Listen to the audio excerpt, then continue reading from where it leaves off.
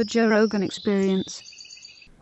So that was like one of the first things that we did is make a really good hemp protein powder. And when we were looking into it, we were like, I can't even believe that you can't grow this.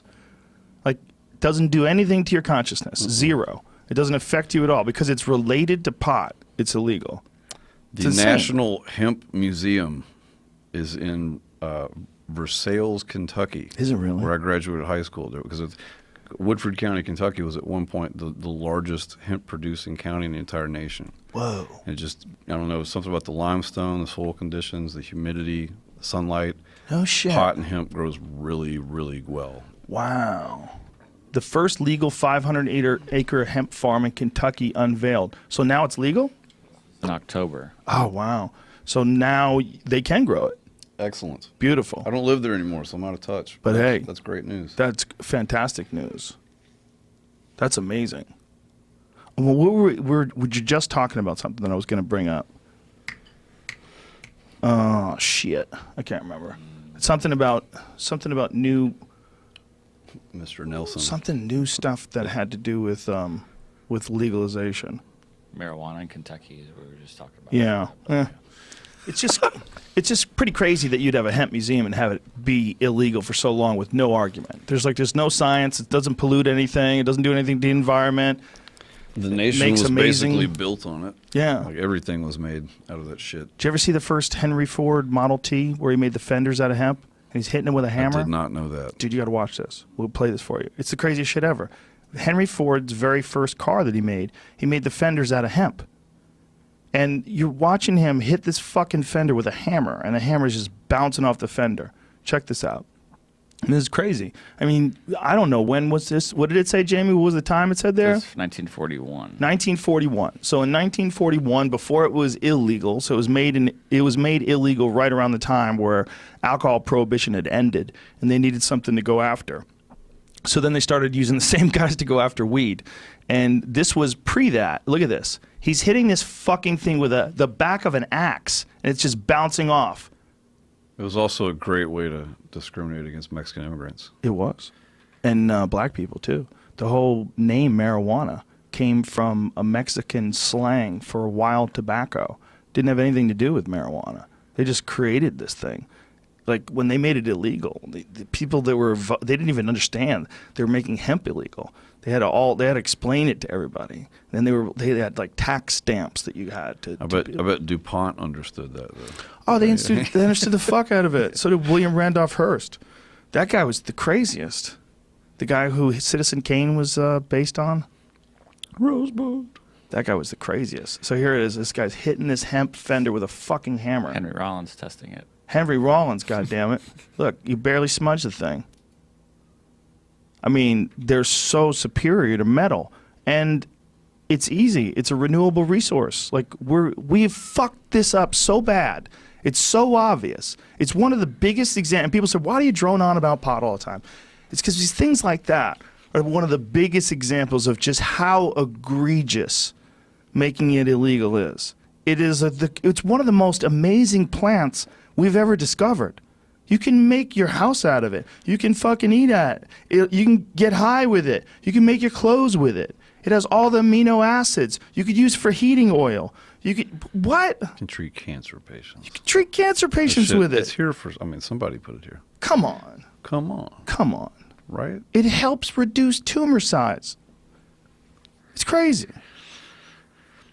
Helps a host of different diseases. I know a lot of people that have like serious inflammation problems.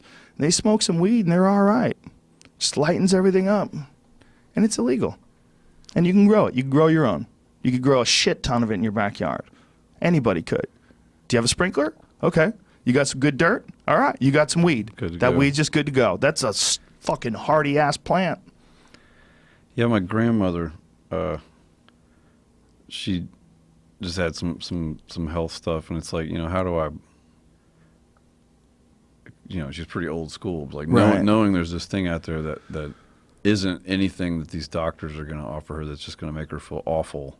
Yeah. And or have to go through all of that. Something to just give you comfort. or ease nausea or make you want to eat food or those kind of things. Like, why wouldn't you want someone you love and care about to have that? But then at the same time, you know, you don't want to be the person trying to feed pot to your grandmother. You know? Yeah, it's a hard sell. It's a hard sell. Yeah, it's just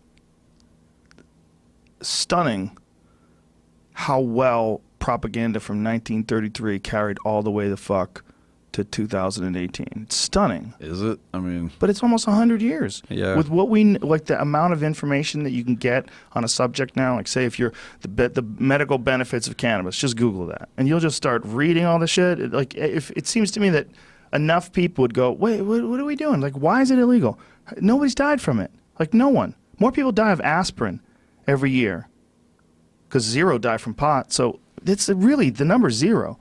It doesn't mean that people aren't going to get high and walk into traffic. Some are gonna. But I think part of that is because we're not teaching people how to get high properly.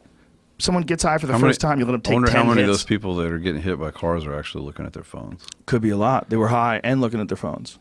You don't see that here like you do in Nashville. I drive around, and that's like, I hate that. And I'm just driving around town, everybody's texting, everybody's looking down. You can always spot them on the interstate. Yep, weaving. You know, but you don't see that in California.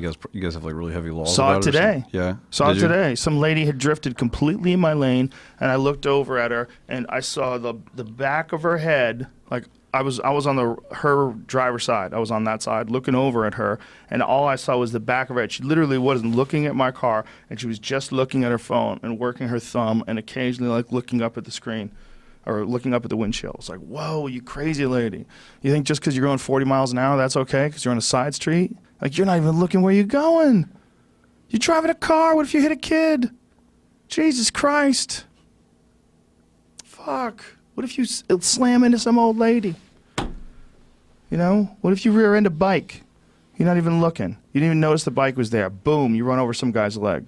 What in the fuck, lady? Or dude? Maybe I was misgendering. I don't know. I don't know what her status is. You got to be real careful today, Sturgill. Man. Is it like that in Nashville? Is everybody like super I don't progressive? know, bro. I don't leave the house. I really don't have any idea. I just sort of... I think that's a good move. Yeah, you know. I like my kids. I mean, I'm somewhat aware of everything going on. It's surprising that none of that's really hit the music business as hard as it is. But... there's just, I try to just do my thing. Yeah.